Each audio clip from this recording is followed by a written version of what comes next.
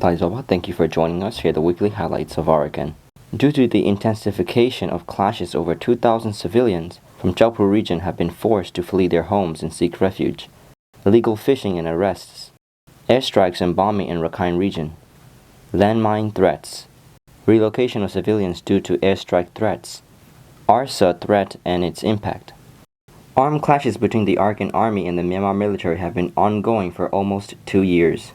In this weekly segment, covering November 17th to 23rd of 2025, we'll be bringing you key developments regarding the situation in Arakan. Due to the intensification of clashes, over 2,000 civilians from Kyaukphyu region have been forced to flee their homes and seek refuge.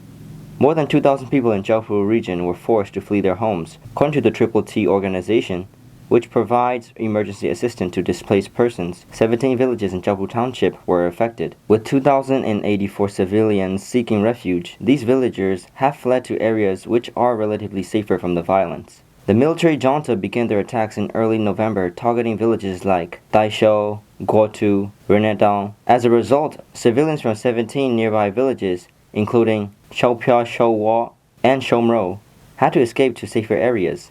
These displaced individuals urgently need shelter, food, water, and medical supplies. Among them are infants, pregnant women, and the elderly, who also require specific items such as baby formula, children's products, and women's hygiene materials. With the increased use of airstrikes, drones, and naval artillery by the military junta, civilians in Kyaukphyu Township are at even greater risk, particularly in areas near Rathedaung, Maungdaw, and Chopra villages. The conflict between the military junta and the AA, which began in late February, has now led to over 23,710 displaced persons, according to Triple T's data. The ongoing violence continues to take a heavy toll on civilians, with people suffering from both the fighting and a lack of essential resources. Illegal fishing and arrests. In a separate development, the Arakan army detained 16 Bangladeshi fishermen who were illegally fishing in Rakhine's territorial waters. The AA's coastal security forces arrested the fishermen near the shore in Maungdaw Township. On November 18th at 7:15 a.m., 6 Bangladeshi fishermen engaged in illegal fishing near the Detained Muslim village in Maungdaw Township were arrested by the Arakan Army coastal security forces, who also seized their fishing boat. Additionally, at around 9:15 a.m. on the same day, another group of 10 fishermen in illegal fishing between Chindali and Dobyaja near the coastal line were also detained, and their fishing boat was seized by the AA forces. These fishermen had crossed into Rakhine from Bangladesh. The AA continues to crack down on illegal fishing and has cooperated with the Bangladeshi authorities to handle the issue. Airstrikes and bombing in Rakhine region. Between November 17th and 23rd, the military junta launched airstrikes and bombing on multiple townships in Rakhine, including Gwa, Kyaukphyu, and Maungdaw. These attacks resulted in the deaths of 4 civilians, including a child, and injuries to 8 others, according to a report from DMG. On November 21st, an airstrike in Chindali, Gwa Township killed a 7-year-old boy and injured 2 other people. On November 20th, bombings near Maungdaw village in Maungdaw killed 2 cattle. The bombings and airstrikes continue to affect both human and animal life, illustrating the severe consequences for civilians. In addition, on November 17th, 3 women, including a 16-year-old girl, were killed when the Myanmar military carried out bomb attacks on Daungu village and Rathedaung village in Kyaukphyu Township. Another 2 15-year-old girls and 3 men were injured. These ongoing airstrikes, particularly in populated areas, are part of the military strategy to suppress resistance from the AA. However, these attacks have led to increasing civilian casualties, especially among vulnerable groups such as children and women. Landmine threats. The threat of landmines also remain a significant danger for civilians.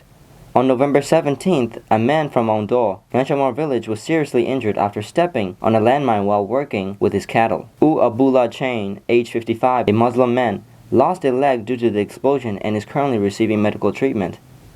Locals believe that these mines were planted by armed groups. Landmines continue to pose a deadly threat to the population, especially in rural and forested areas where civilians depend on hunting, fishing, and farming for survival. Relocation of civilians due to airstrike threats in Rathedaung Township.